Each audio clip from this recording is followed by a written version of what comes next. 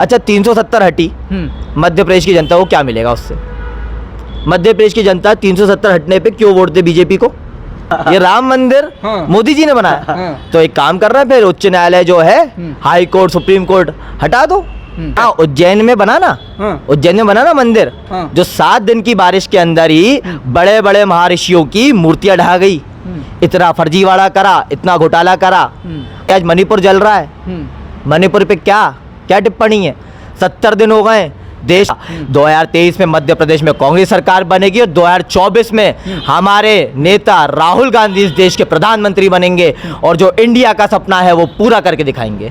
अरे मामा जी, अब पानी आप पियो, आराम करो, बहुत घोटाले हो गए। अब कमलनाथ जी आएंगे और एक एक का घोटाला उजागर होगा। और ये मध्य प्रदेश की जनता, ये देश की जनता उस एक विजन पे चलेगी जो बाबा साहब भीमराव अंबेडकर ने करा है, जो कॉन्स्टिट्यूशन हम चलते हैं। ये लोकतंत्र की हत्या कर रहे हैं, ये लोकतंत्र की बात करते हैं, ये डेमोक्रेसी की बात करते हैं। मुझे बता दीजिए आप, नरेंद्र मोदी ने आज तक कितनी प्रेस कॉन्फ्रेंस अटेंड कर ली? मैं बताता हूं आपको कितनी करी, 0। आदिवासी के ऊपर एक विधायक प्रतिनिधि मुंह देता है, पेशाब कर देता है, किसी का भी घर अब ढहा देते हैं। अगर उसका नाम फैजल हो या अफजाल हो या कुछ भी हो, आप उसका घर ढहा देंगे, ढहा देंगे। परंतु वहीं कोई आपकी पार्टी से या भाजपा पार्टी से जुड़ा हुआ व्यक्ति है तो उसके ऊपर पुलिस की कार्रवाई तो छोड़िए आप, उसको तो बल्कि पीठ थपथपा के बोलते हैं कि चलिए हमारे साथ अंदर चलिए, कोई बात नहीं, हम देख लेंगे, 1 हफ्ते के अंदर छुड़वा लेंगे, 10 हफ्ते के अंदर छुड़वा लेंगे। सर, इसी साल विधानसभा का चुनाव होने वाले हैं, क्या लग रहा है वोट करने जाएंगे आप लोग तो कैसी पार्टी को चुनेंगे, क्या सोच कर जाएंगे? मध्य प्रदेश में एक ही विकल्प है जो मध्य प्रदेश के युवाओं का भला कर सकती है, जो मध्य प्रदेश युवाओं को रोजगार दे सकती है, जो मध्य प्रदेश में चल रही फर्जीवाड़े घोटाले को बंद कर सकती है। मात्र एक ही विकल्प है, कांग्रेस है। सारे युवा आज कांग्रेस के साथ खड़े हैं। सारे युवा सिर्फ एक ही बात बोल रहे हैं कि अब ये मामा नहीं, ये कंस मामा है, इस कंस मामा को हटाइए। और हम सब कृष्ण जितने भी युवा हैं इस मध्य प्रदेश के, हम जल्द से जल्द कांग्रेस की सरकार लाएंगे और हम चाहते हैं कमलनाथ जी के नेतृत्व में ये कांग्रेस सरकार बने जो युवाओं के लिए हमेशा आगे बढ़ाने का काम करते आए भी हैं पूर्व में और आगे भी करते रहेंगे। भाजपा तो कह रही है कि चमक रहा है भोपाल मध्य प्रदेश, दिल्ली से लेकर मध्य प्रदेश भोपाल तक चमक रहा है। चमक रहा है ना, अखबारों में चमक रहा है, रेप में नंबर 1 आ रहा है, चमक रहा है ना, घोटालों में चमक रहा है ना, नंबर 1 आ रहा है, चमक रहा है, हर जगह चमक रहा है। ऐसी कोई सी फर्जीवाड़े या भ्रष्टाचार वाली जगह नहीं है जहाँ पे वो चमक नहीं रहा। हम अब एक ऐसे युद्ध में है कि ये जिस युद्ध में कि जो फर्जीवाड़ा सबसे आगे बढ़ेगा वो मोदी की नज़रों में सबसे आगे होगा। क्यों अमित शाह भोपाल आ रहा है? क्या ज़रूरत है अमित शाह को आने की? क्या शिवराज सिंह चौहान काम नहीं कर पा रहा है? जब शिवराज सिंह चौहान ने 18 वर्षों में अभी तक काम नहीं कर पाया, अब आकर वो महिलाओं को बोल रहा है मैं अब जाके आपको गैस सिलेंडर दूंगा, अब जाके मैं 1-1 हज़ार रुपये दूंगा। कहाँ थे शिवराज मामा, कहाँ थे आप? मेरी तो एक ही मांग है सरकार से भी कि इतनी बुरी तरह हारने वाले हैं, उसके पहले ही आप हार स्वीकृत करके अपने अपने इस्तीफे दे दीजिए, तो उसमें आपकी भलाई है कि थोड़ी बहुत शर्म और इज्जत जो आपकी बची हुई है इस मध्य प्रदेश में वो बची की बची रह जाएगी। अच्छे दिन आ गए भाई साहब, भारतीय जनता पार्टी की सरकार में अच्छे दिन आ गए। भाजपा के लोग कह रहे हैं अच्छे दिन आ गए, युवाओं को रोजगार मिल गया, लाडली बहनों का ये मिल रहा है, तमाम योजनाएं आ रही है। बहुत अच्छे दिन आ गए। इनका कहना ये था बेटी बचाओ, पर आप समझे नहीं। अब आप अपनी बेटियों को बचा के बताओ हमसे, ये अच्छे दिन है। आदिवासी के ऊपर एक विधायक प्रतिनिधि मुंह देता है, पेशाब कर देता है, किसी का भी घर अब ढहा देते हैं। अगर उसका नाम फैजल हो या अफजाल हो या कुछ भी हो, आप उसका घर ढहा देंगे, ढहा देंगे। परंतु वहीं कोई आपकी पार्टी से या भाजपा पार्टी से जुड़ा हुआ व्यक्ति है तो उसके ऊपर पुलिस की कार्रवाई तो छोड़िए आप, उसको तो बल्कि पीठ थपथपा के बोलते हैं कि चलिए हमारे साथ अंदर चलिए, कोई बात नहीं, हम देख लेंगे, 1 हफ्ते के अंदर छुड़वा लेंगे, 10 हफ्ते के अंदर छुड़वा लेंगे। अच्छे दिन अगर आने होते तो हमें देखो अच्छे दिन की तो हमें वैसे भी ज़रूरत नहीं है अब कि अच्छे दिन हमने बहुत देख ली। अब हमें अच्छी रातें खुद बनानी है, अच्छा दिन आने वाला भविष्य हम युवाओं को खुद बनाना है और हम अपने दम पे बनाएंगे।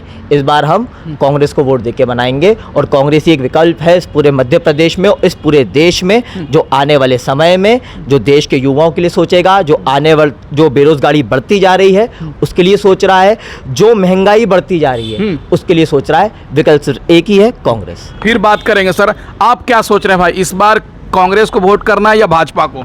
जो कि इस बार कांग्रेस को वोट किया जाए, जो कि हमारे मुख्यमंत्री पूर्व मुख्यमंत्री माननीय कमलनाथ जी है, उनके नेतृत्व में कांग्रेस पार्टी चुनाव लड़ेगी और जितने पूरे छात्र हैं, छात्र पूरे कमलनाथ जी के साथ खड़े हैं, ताकत के साथ खड़े हैं। जो भी बढ़ती बेरोजगारी को देखते हुए, धांधली को देखते हुए, बढ़ती दलाली को देखते हुए जो कि पूरे छात्र परेशान हैं शिवराज सरकार से, पूरे इस बार छात्र पूरा कमलनाथ जी के साथ खड़ा है, ईंट से ईंट बजा के खड़ा है और पूरी मुख्यमंत्री माननीय कमलनाथ जी को बनाएंगे। लेकिन भाजपा तो कह रही है युवाओं को बहुत रोजगार मिल गया, अच्छे दिन आ गए, जनता खुश है, इसलिए फिर भाजपा के लिए वोट देगी। देख नहीं रहे अमित शाह जी भोपाल आए हुए हैं। जब मामा शिवराज सिंह चौहान जी क्या कर रहे हैं, कंस मामा जी क्या कर रहे हैं, जो कि अमित शाह जी को भोपाल आना पड़ रहा है, हर महीने में 2-2, 3-3 बार आना पड़ रहा है। क्या कर रही है भाजपा सरकार, कर क्या रही है? आप देखते ही जाइए ना कि लगातार आए दिन कांग्रेस पार्टी में पूरे भाजपा के नेतागण, कार्यकर्तागण शामिल हो रहे हैं। क्यों ले रहे हैं, सदस्यता क्यों ले रहे हैं? इसके वजह से कुछ ना कुछ तो नतीजा होगा। अमित शाह जी क्यों आ रहे भोपाल? कहीं ना कहीं भाजपा इसमें बहुत कमज़ोर है, कार्यकर्ता को एकजुट करने में कमज़ोर है, युवाओं को रोजगार देने में कमज़ोर है, हर चीज़ से कमज़ोर है। ये 370 जो है ये मोदी जी ने हटाया। बिल्कुल, ये मोदी जी ने बनाया। ये राम मंदिर मोदी जी ने बनाया। तो एक काम कर रहा है, फिर उच्च न्यायालय जो है, हाई कोर्ट, सुप्रीम कोर्ट हटा दो।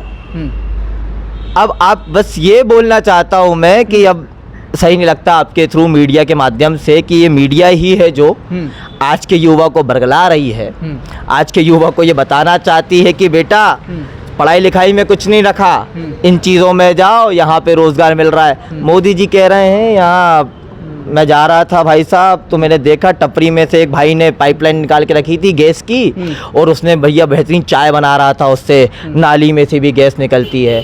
सर्जिकल स्ट्राइक करने जा रहे थे तो रेडार में हमने बोला भैया बारिश आ रही है। कैसी बातें कर रहे हो प्रधानमंत्री जी, कुछ तो शर्म आनी चाहिए आपको। यही दिक्कत है आज इस देश की कि हमको झूठा फरेब, झूठ दिखा दिखा कर इस पूरे देश और युवा को, और जैसे ही अभी आने वाले समय में देखिएगा, जैसे ही अभी मध्य प्रदेश में बता रहा हूँ मैं, जैसे ही चुनाव होंगे और हिंदू मुसलमान पे राजनीति शुरू, अब हिंदू मुसलमान को लड़वाएंगे, बच्चा जाके देखेगा कि क्या हो रहा है क्या नहीं हो रहा है, भैया ये गलत, भैया वो गलत। अच्छा 370 हटी, मध्य प्रदेश की जनता को क्या मिलेगा उससे? मध्य प्रदेश की जनता 370 हटने पे क्यों वोट दे बीजेपी को?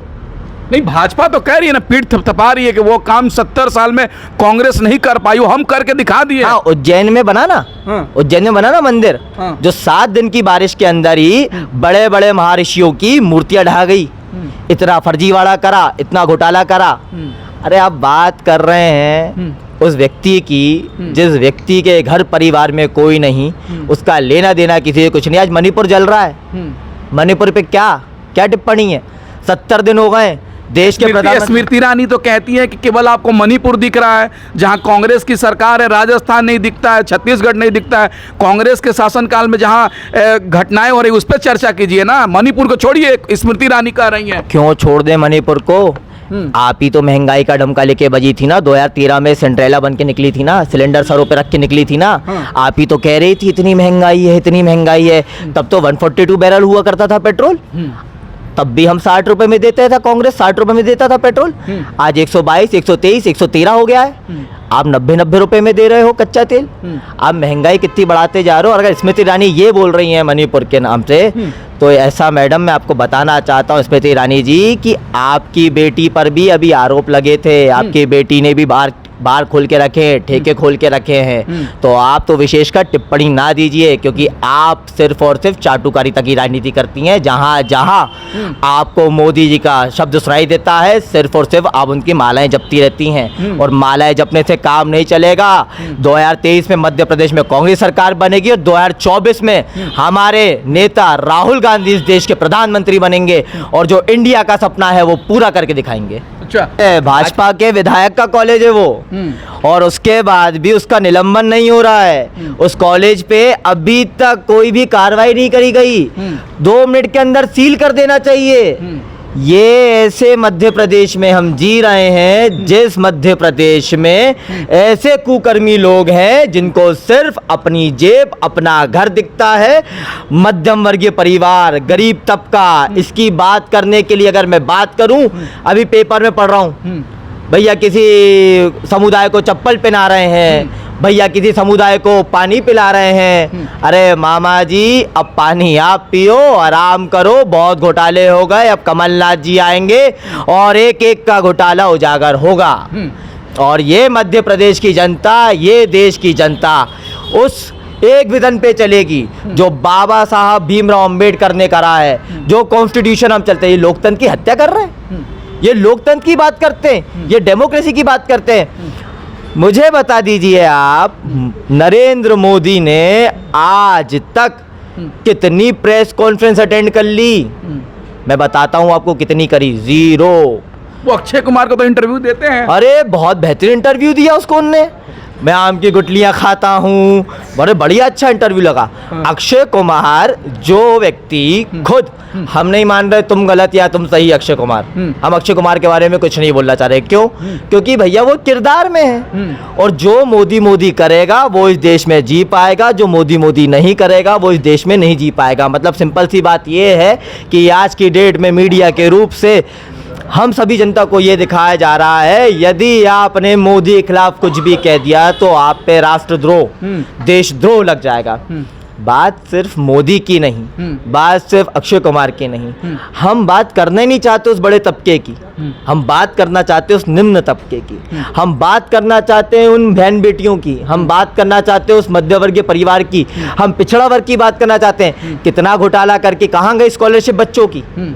विगत 3 वर्षों से स्कॉलरशिपें नहीं आई हैं। जैसे तैसे करके ये भर्तियां निकालते हैं, घोटाले हो जाते हैं, फिर अब जाके फिर स्टे लग गया। नर्सिंग की अगर परीक्षाओं की बात करूं, मैं बता रहा हूं, मेरे घर की बहनें हैं 2 छोटी, 2020 में छोटी वाली बहन का मैंने एडमिशन करवाया था नर्सिंग में, और उससे छोटी वाली बहन वो 2018 में उस समय पे 10वीं कर रही थी, तो वो उसके बराबर आज की डेट में फर्स्ट ईयर में दोनों बहनें सेम, और अभी तक परीक्षाएं नहीं हुई। ये विश्वास सारंग से हम, और अगर भाई इतनी समस्या गिना रहे हैं, जहां जहां चुनाव हो रहा है भाजपा जीत रही है, कहाँ जीत रही है? गुजरात नहीं जीत गया, गुजरात 21 राज्यों में हुआ करती थी सरकार। 2014 में, 2018 में, अब मास सिकुड़ के 10 राज्यों में रह गई है। ये आप सिर्फ गुजरात मॉडल मत बताइए, गुजरात मत करिए।